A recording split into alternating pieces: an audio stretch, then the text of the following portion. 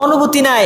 বিশ্বকাপের উন্মাদনা চলতেছে, যুবকরা যার ফেভারিট দল আছে এদের পতাকা নিয়ে বিভিন্নভাবে গাছে লাগাইতেছে, বাড়িতে লাগাইতেছে, পেটে লাগায়, পিঠে লাগায়, গায়ে উল্কি আঁকে। মুসলিম সমাজের জন্য, যুবকদের জন্য এটা সাজে না, এটা পাগলামি ছাড়া আর কিছুই না।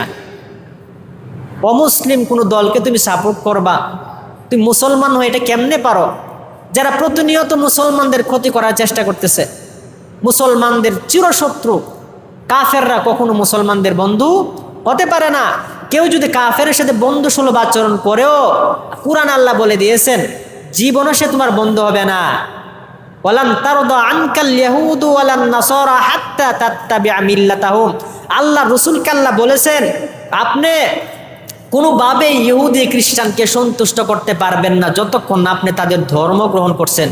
অর্থাৎ আপনি মুসলিম থাকবেন আর তাদের সন্তুষ্টি কামনা করবেন, এটা কখনোই সম্ভব না। যদি আপনি ইহুদি হয়ে যান তাহলে সন্তুষ্ট হবে, যদি আপনি খ্রিস্টান হয়ে যান তারা আপনার প্রতি সন্তুষ্ট হবে, না হলে কোনোভাবেই সন্তুষ্ট হবে না। আমাদের যুবকরা আজকে সেই ইহুদি খ্রিস্টানদের কালচার গ্রহণ করতেছে, সেই খেলোয়াড়দের মতো নিজের চুল রাখতেছে, এটা কোনোভাবে মুসলিম যুবক হিসেবে সাজে না। আরে যুবক, মুসলমান যুবক তো তার হাতে থাকবে তাসবিহ, তার হাতে থাকবে কালেমার পতাকা।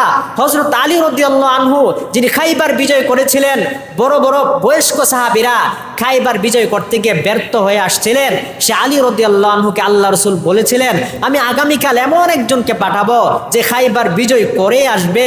পরের দিন ফজরের সময় দেখে আলী রাদিয়াল্লাহু আনহু নামাজে নাই। কি ব্যবস্থা? আলী নামাজে নাই কেন? আলীকে ডাকো, খবর দিয়ে নিয়ে আসলেন। আলী, তুমি নামাজে কেন আসলা না? বললে ইয়া রাসূলুল্লাহ আমি অসুস্থ, আমার চোখ উঠেছে, প্রচণ্ড শরীর ব্যথা, চোখ ব্যথা, এই জন্য মসজিদে আসতে পারি নাই, ঘরে নামাজ পড়ছি। আল্লাহ রসুল তুতু মুবারক লাগাই দিলেন চোখের মধ্যে, লাগানোর সাথে সাথে সুস্থ। সুবহানাল্লাহ, লাগানোর সাথে সাথে সুস্থ। আল্লাহ রসুল বলেন আজকে আলী এই খাইবার বিজয় করবে। কে বিজয় করবে? আলী রাদিয়াল্লাহু আনহু বিজয় করবে। আলী রাদিয়াল্লাহু আনহু গেলেন, উনার নেতৃত্বে গেলেন। খাইবার একটা প্রাচীর ছিল, বেড়া ছিল, মুসলমানরা কোনোভাবেই ঢুকতে পারে না। আলী রাদিয়াল্লাহু আনহু গিয়ে এই গেটে ধরলেন, দইরা একবার উপরায় ফালাই দিলেন। কি করলেন? উপরায়া ফালাই দিলেন। খাইবার বিজয় হলো। মুসলমান আশ্চর্য, আলীর শরীরে তো শক্তি। এখন কয়েকদিন সাহাবী কিছু দুষ্ট প্রকৃতি থাকে না, একটু কুজলা, এরা কয় আলী দিহি এটা উঠাওছে না। এখন পরে আলী রাদিয়াল্লাহু আনহু উঠায়, ধরে যে এটা হিলেও না, কি হয় না, এটা নড়েও না। ওই সময় আল্লাহর রসুলের দোয়া ছিল সাথে। কি ছিল? দোয়া ছিল। যাই হোক, যুবকদের মাধ্যমে ইসলাম বিজয় হয়েছে। যুবকদের খালিদ ইবনে ওলীদ রাদিয়াল্লাহু আনহু উনি পারস্য বিজয় করেছিলেন। তৎকালীন পরাশক্তি পারস্য, যেই পারস্য অর্থাৎ আজকের ইরান, আজকের যে যুগের ইরান, এদের ফার্সি ভাষা না, এদিকে পারস্য বলা হয়তো। এই ইরান হযরত খালিদ বিন ওলীদ রাদিয়াল্লাহু আনহুর আগে কেউ পারস্য বিজয় করতে পারে নাই। হযরত খালিদ বিন ওলীদের পরেও কেউ বিজয় করতে পারে নাই।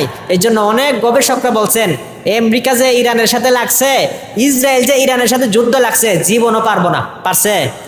পারে নাই। আমেরিকা ব্যর্থ হয়েছে, সে নিজে প্রস্তাব দিছে যুদ্ধ